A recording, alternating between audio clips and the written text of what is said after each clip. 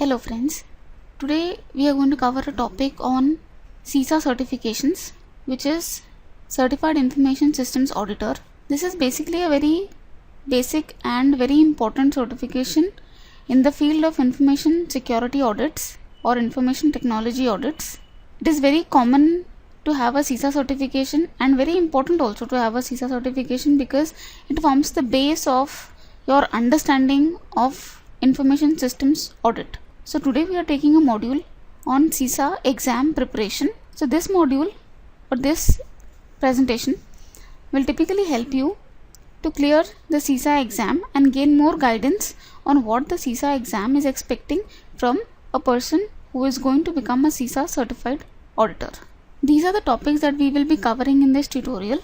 First, we will start with the introduction to what is CISA, why we should be going for the CISA certification, how do we become a CISA certified professional, what are the modules that we will have to study and clear in the exam, and lastly we will have a mock test or an examination of a good amount of questions which will help us gain a more understanding on how we should understand the questions that are being asked in the CISA exam. So starting with the first module, which is Introduction to CISA, Certified Information Security Auditor, which is CISA.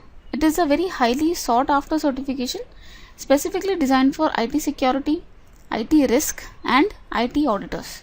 So people or professionals who are in the field of IT security or IT risk management or risk assessment and who are IT auditors. All of these professionals would typically be acquainted or certified with CISA. CISA is basically a certification published by the governing body ISACA. ISACA is basically a very well-known governing agency who is in the process of designing security related exams and security related certifications, and professionals who clear those exams or get those certifications are very sought after in the industry of information security. ISACA is basically an independent, non-profit global organization which engages in the development and adoption and use of globally accepted industry leading knowledge and practices for information systems.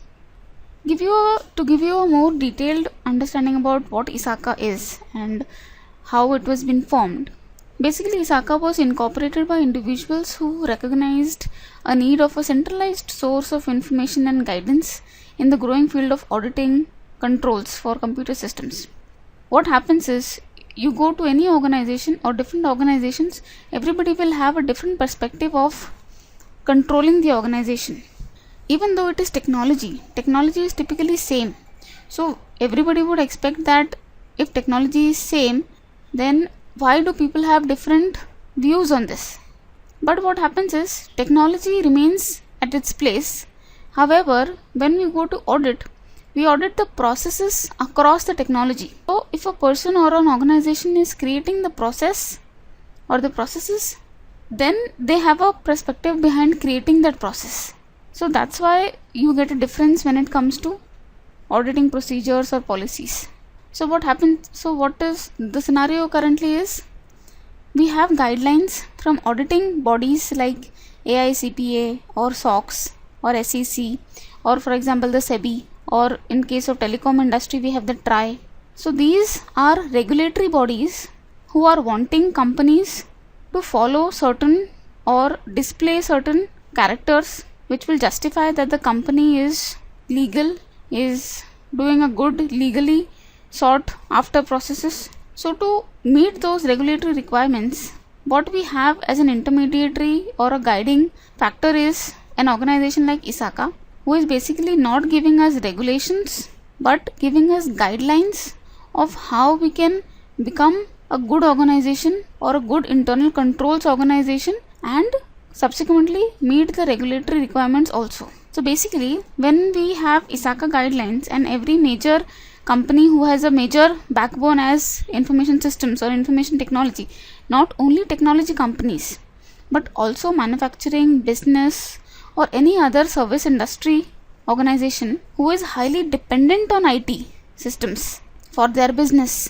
for their smooth running business, is typically IT aware. So basically, if every organization or any of these organizations who is highly IT dependent is dependent on or is following ISACA guidelines, what we have is we have a standard guideline being followed across the industry or across several industries, because guidelines typically remain same. It is dependent on the company or the organization how you have to tweak it to your processes and show it. So what ISACA has given us is basically a basic guideline which is now becoming a standard procedure which is being followed across industries and organizations which are IT dependent.